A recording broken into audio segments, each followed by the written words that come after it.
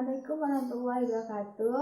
Kami dari kelompok 10 ingin mempresentasikan hasil dari pekerjaan dari kelompok kami yang berjudul Teknik dan Budidaya Padi dengan metode SRI dan sistem komersial.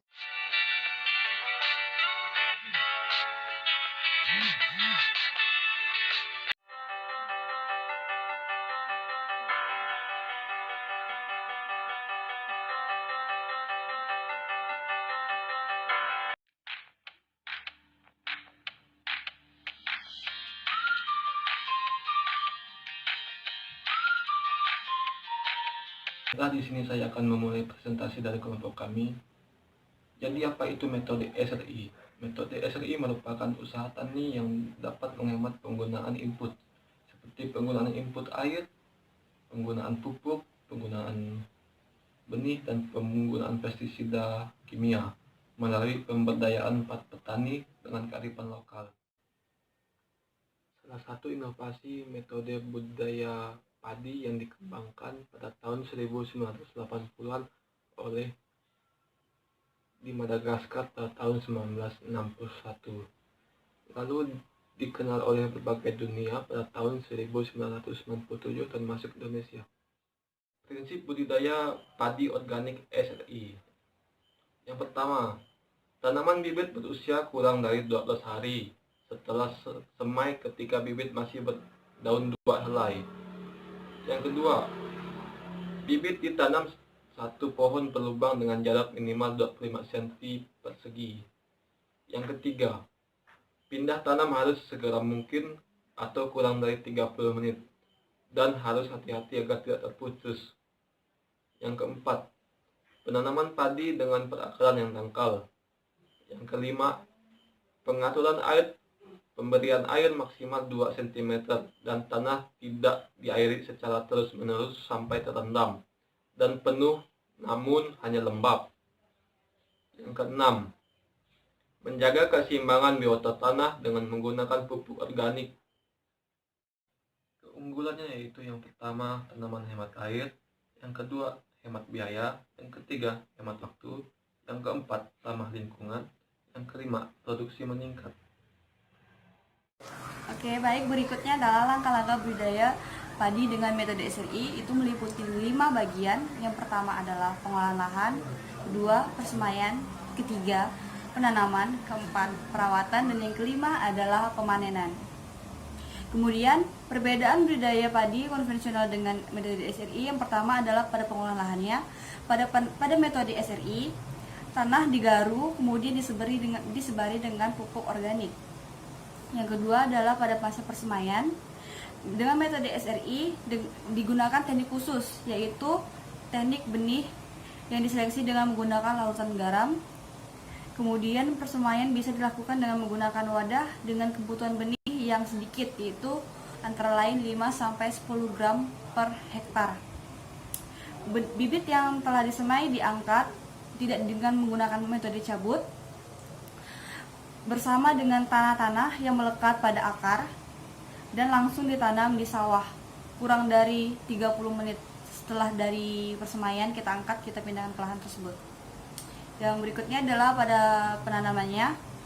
Pada metode SRI, bibit yang disiap ditanam adalah 7-12 hari setelah semai.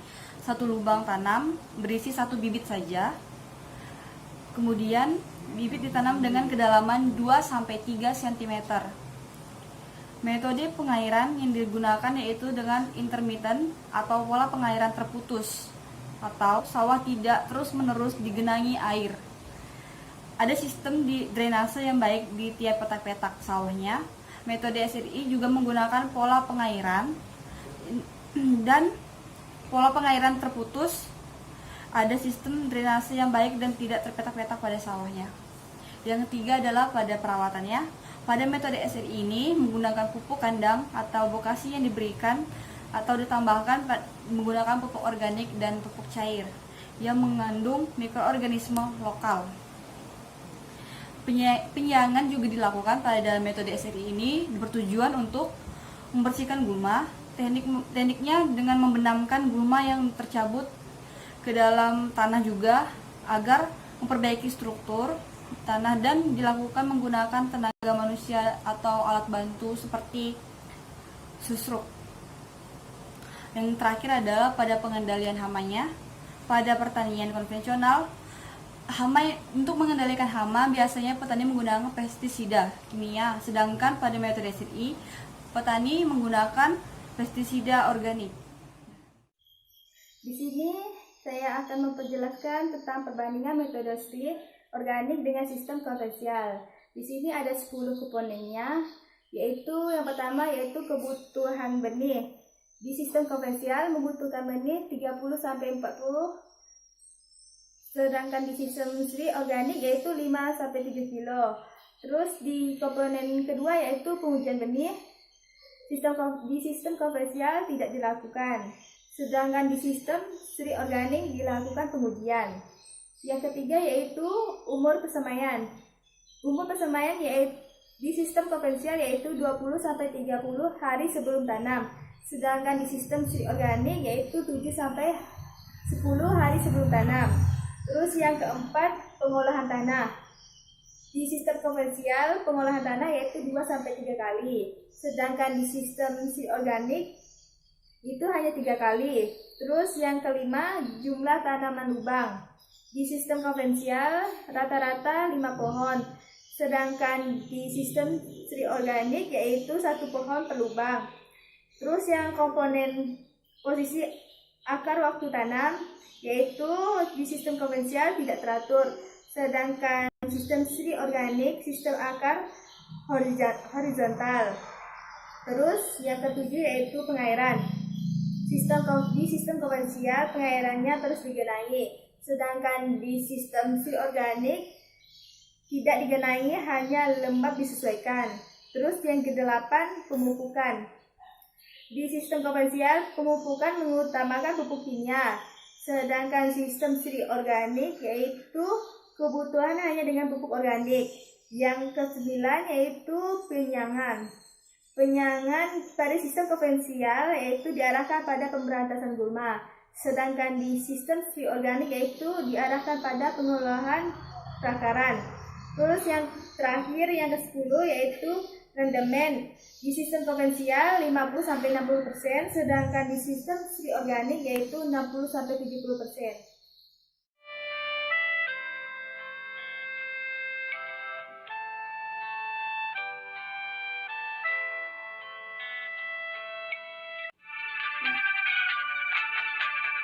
Sekian presentasi dari kelompok kami.